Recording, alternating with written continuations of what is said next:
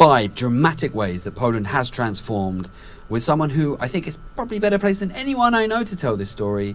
Author, celebrated author, one of my favourite authors, author of the best ever book about Poland, Country in the Moon, Michael Moran, or Moran, depending on your pronunciation. Yeah, hello. Michael, thank you for joining us for what is your 5th episode, and to mark this 5th episode with Heart of Poland. By the way, no one has been on our show more than you.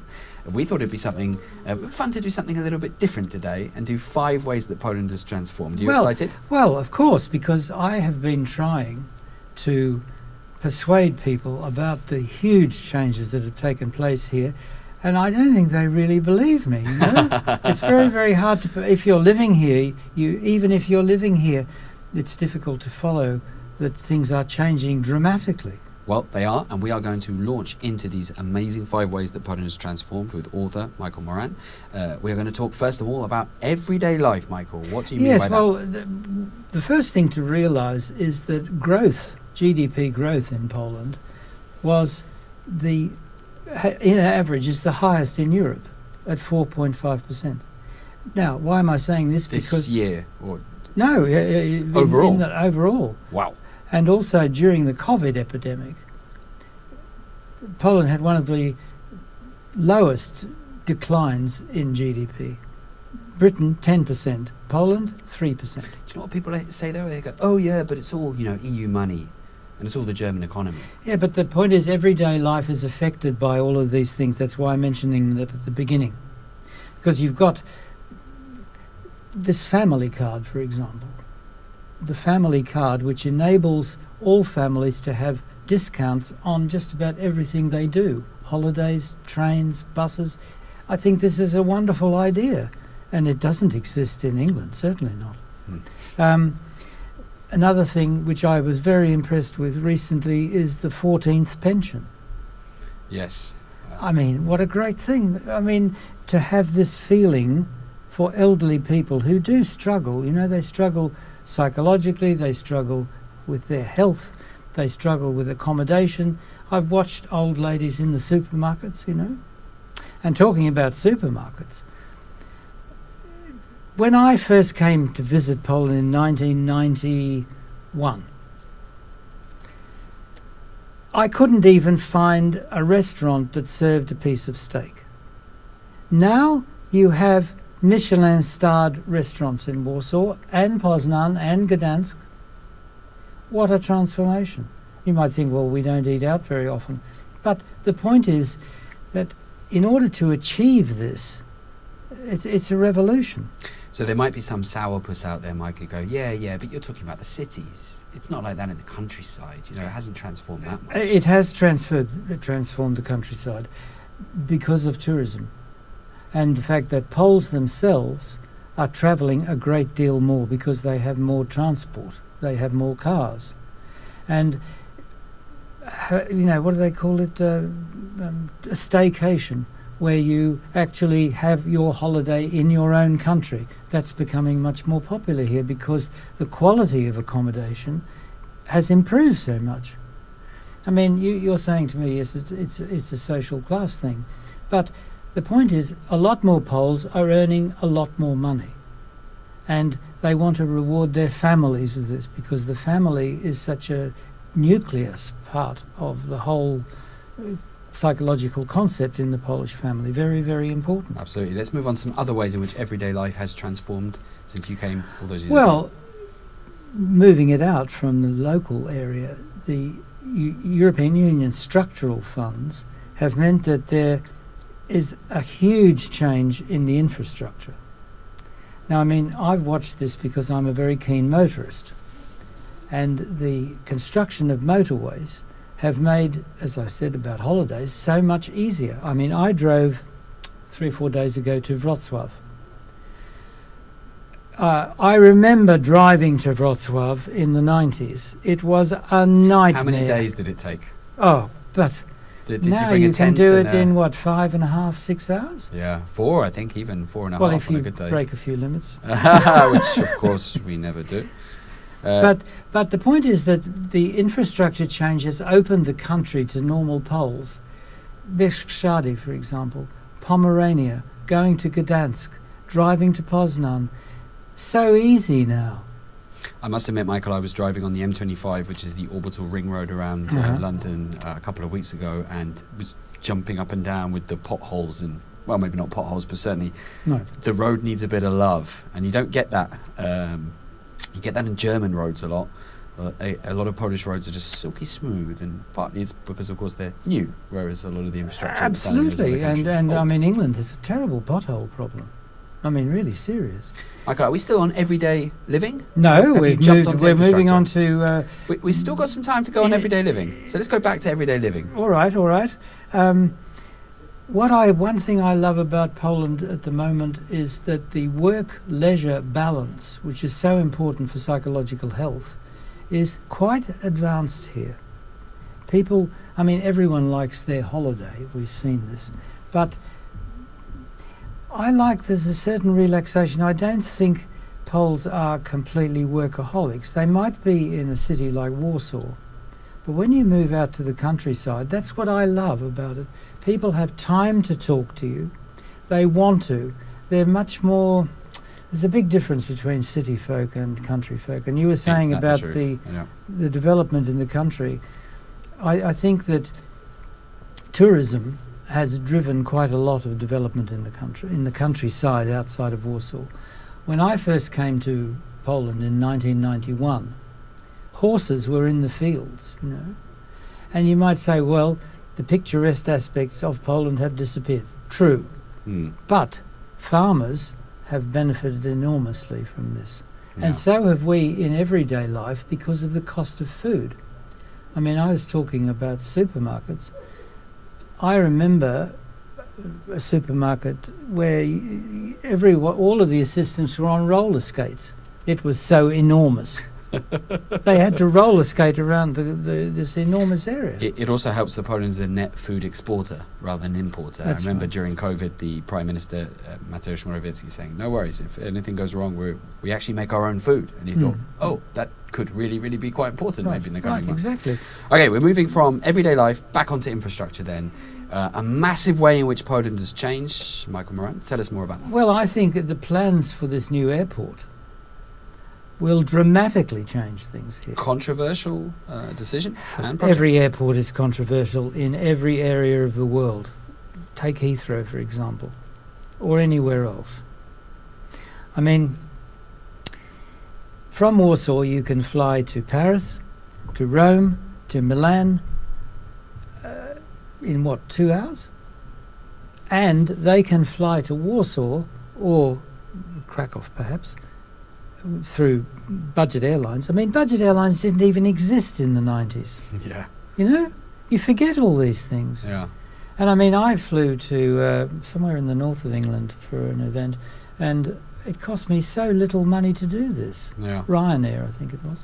So you're talking about the CPK, the Central Communication Port, as it's called in Polish, which is this big new airport, which is, I think, going ahead. What other big infrastructure changes have happened in Poland? Well, I think the main one has been the roads, to be perfectly honest. I mean, mainly because I'm probably a motorist, but it has opened the country to Poles themselves. And this brings me to another very important point, I think, that why I find this developing country so exciting is that I think Polish people are discovering their own history. And I'm getting onto history a bit later, but I think that being able to visit, I mean, when I first came here, you know, working here, hardly anyone visited other parts of the country, you know, except perhaps on All Saints' Day. Let's talk maybe about the Polish work ethic. And I have this impression these people, you're right, they take their holidays, but when they're working, they work pretty damn exactly, hard. Work hard, play hard. It's a symbol. It's a recipe for success. Yeah. And I mean, perhaps it's because I'm Australian, but you know, there are such similarities where you're building a country. I mean, we had to build a country out of the bush, basically, with convict labour. I mean, it's a pretty big task, but it was done through a certain feeling of national unity, which, if I wanted to be slightly negative, I would say that to achieve consensus in Poland is not very easy sometimes. Yeah, and that brings us on to Michael Moran's third way in which Poland has transformed dramatically over the last few decades. We're talking about culture. Well, that's because, even though I'm Australian, there was this joke, About culture in Australia? Yes. I didn't make it, Michael. Why? What is the difference between yogurt and Australia? Yogurt is a living culture. I don't agree with this now, but in my day, when I was young, it was true. But I would say, from my point of view, because I've become very involved in the musical world here with the National Chopin Institute, because I do all the reviewing for them, there's been an explosion, first of all, in classical music festivals, and not only classical music, other music as well. I think, of course, Frédéric Chopin rules here, but there's been a lot more emphasis now on his youth. And his youth was in Warsaw, of course. And by the way, you can watch specific episodes where Michael goes into Chopin's early years and indeed his teenage and adult years in Warsaw. They're available on Heart of Poland and The First News, and you just need to go and search for them and you'll find them. They're really, really good. Michael put a lot of work into that. I guess I did too. Okay, let's carry on. Well, one of the important things for me is what I would consider to be the raising of the Iron Curtain. And now people forget that the Iron Curtain was a cultural barrier as well as a political and military barrier. And there is a real Polish renaissance in music taking place now, where Monuszko, for example, is a very great composer, never heard of, even pronounced in Britain.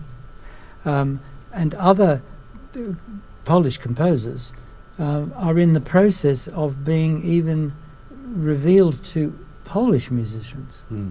And I find this a very exciting moment. Now, I'm a massive ignoramus on the subject, but I thought it was kind of only Chopin, really. So No. aren't we kind of, blessed Chinese tourists coming to visit Chopin and that's it? There's really a resurgence? Most Poles probably don't have a clue about that. Particularly Polish Baroque music. There was a great musicologist, Christopher Hogwood. He was an English performer, conductor, brilliant man, died unfortunately too early. And he used to go to the Jagiellonian University and research Polish Baroque music and found all sorts of fascinating things, which is a process that is still taking place. And you hear it if you listen to Dwójka. Dwójka is the second Polish station.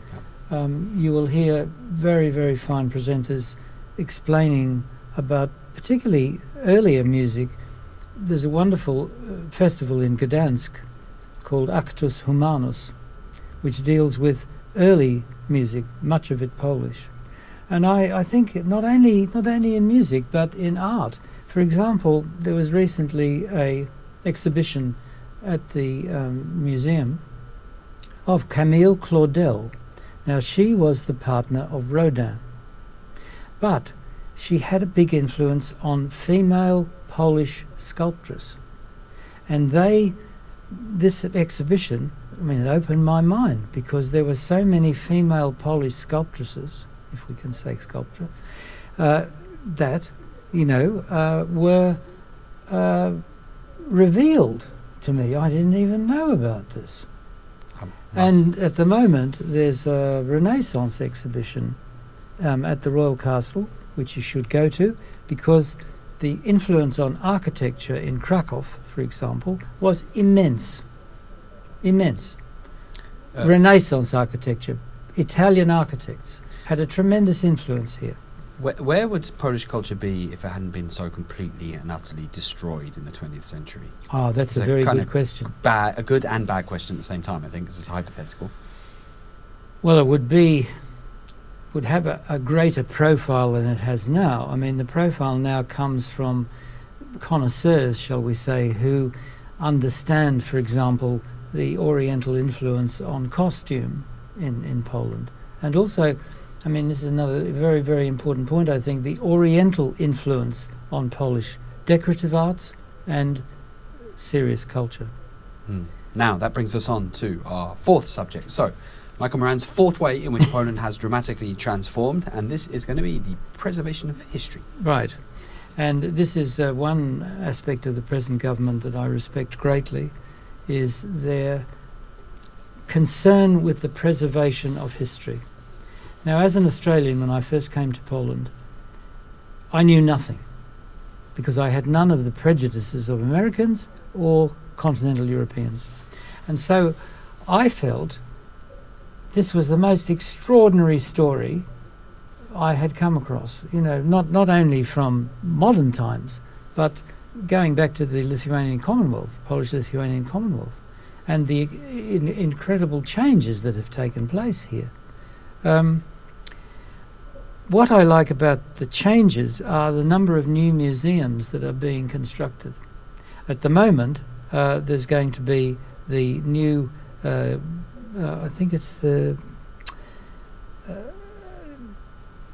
Museum of the Polish Army in the Citadel. Yep. That's being constructed. That's in Warsaw. And also the Museum of Polish History. Yes. And I went to the museum in Gdansk, which was absolutely fascinating. The Second World War. Right. Yeah. Then there's the Katyn. I don't know if you've been to the Katyn Museum. Yes. Absolutely fascinating also thing. In Warsaw. Also the Jewish Museum, the Uprising Museum, all of these things. So critics would say, yeah, well, that's martyrology, isn't it? That's sitting in the past. That's making the Poles out to be heroes when they really weren't. And they were. There's no question of making them out to be. This new book that has come out about the chap who organised his own imprisonment in Auschwitz so that he could report accurately of what was going on there. That's the most extraordinary story. Yes, Witold Pilecki, indeed.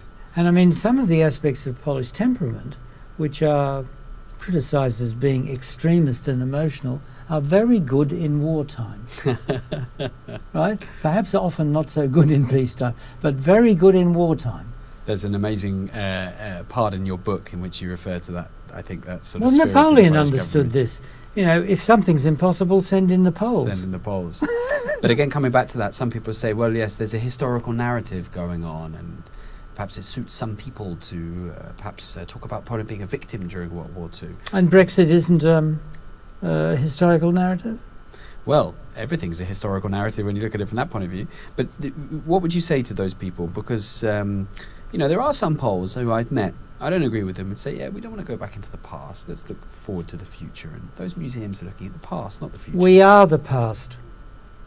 The present is the past. It's just that we happen to look at time in this very linear fashion. You know, I often think of this. If you have a different scale, for example, geological time, then people like Bach and Michelangelo are our contemporaries. Mm. It just depends on the time scale you look at. And you say, well, that's a very easy escape. That's not what I'm talking about. I think that it's very important for young people to understand the present by understanding the past. That's why I think that in education, history, which has been neglected in just about every country in the world, is very, very important. Yeah. I would add to that I think in hidden ways we can actually see the past in our very present, because, of course, the way we were raised by our parents and the way they were raised by their parents is... And the other huge change, which is based around museums, is Poland was the theatre of the Second World War. And many things have been reconstructed, like the Stauffenberg attempt to assassinate Hitler. Yes. They've rebuilt the entire room where it happened. And I've been to the, it means more to English people, the Great Escape in Żagań, where you've got this extraordinary tunnel. But the point is that this is a big change to... You mean there wasn't an American in The Great Escape? I'm shocked. There's a historical narrative for you. It echoes definitely the past in the present. So these are very, very important changes, I think, because for me, Poles, when I first arrived here, not to work, not to live, but to work, I always felt they had a completely misplaced inferiority complex, which had no basis in fact or truth or anything else. I think sometimes it takes someone like you from the outside, although you've been living in Poland for some time, to tell Poles that, and they really are gobsmacked there. Now, let's move, because we've been talking about time, we talked about the past, we talked a bit about the present. Now, for our fifth way in which Poland has transformed, author Michael Moran is going to talk about the future, and Poland has got a lot of future ahead of it. Yes, and a lot of it is in the technological industries. This is what a lot of people don't quite realise. Poland is a tech gold mine, but it's in the process of development. There are already 500,000 people employed in the tech industry here. Do you know the meaning of the word STEM? It's a mnemonic. Technology. Science, technology, engineering, mathematics. Right. Poland is 4th in the world in STEM graduates. I did not know that. Right. First in the world in female STEM graduates. Wow. Right. In terms of numbers? Yes. That's incredible. Yes. Another extraordinary figure, which I found fascinating, was that in engineering companies in Poland, the split between male and female is pretty well 50-50. And this is not true in most countries. Definitely not in Silicon Valley. I'm literally gobsmacked by what you're telling me right now. What is it about Poland that makes it such a... Because they're very clever. Look, we're talking in the past Enigma. Well, that's one group.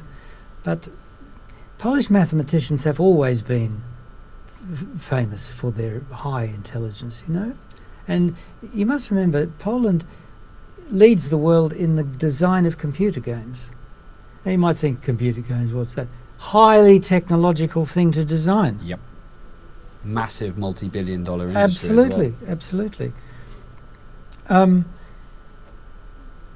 I would say, because of the skilled workforce and the investments abroad, I mean, a lot of big technical companies from Silicon Valley are investing in Poland just at the moment because they believe that this is the future here.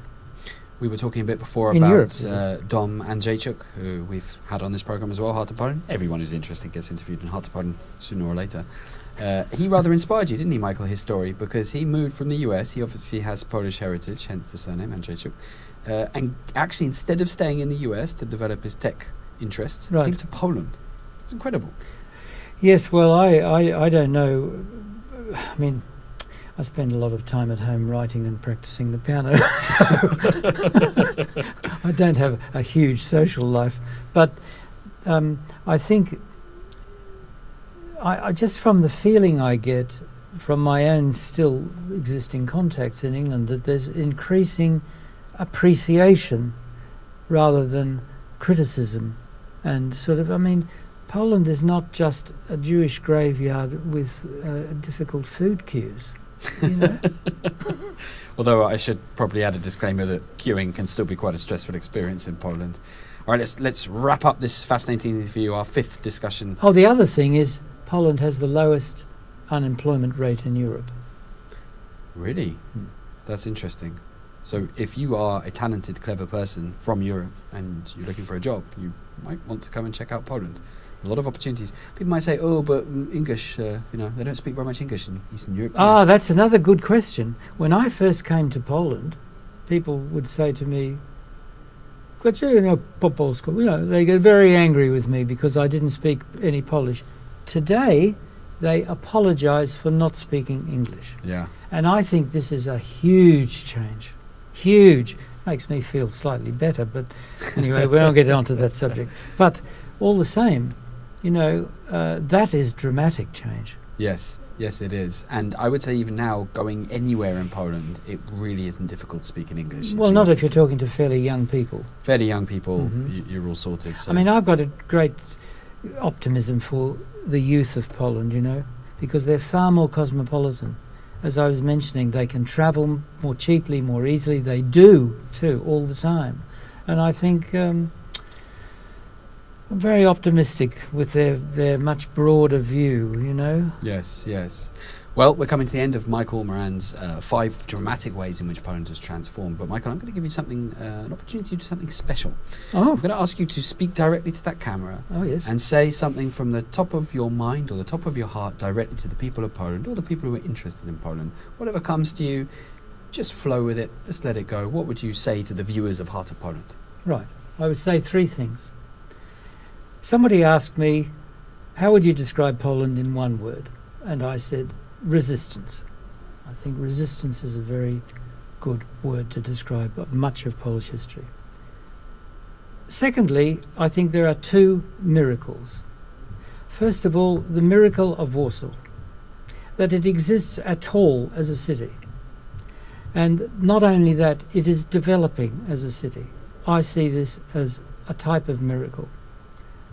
Yes, I went to the Black Madonna of Czestochowa and said a couple of prayers, but I still believe this. The third is the miracle of Poland belonging to the European Union as a sovereign nation. Knowing the history, this is an absolute miracle. They're the three things I would like to say. Yep. And of course it all happened because of the amazing people of Poland who truly are the beating heart of Poland.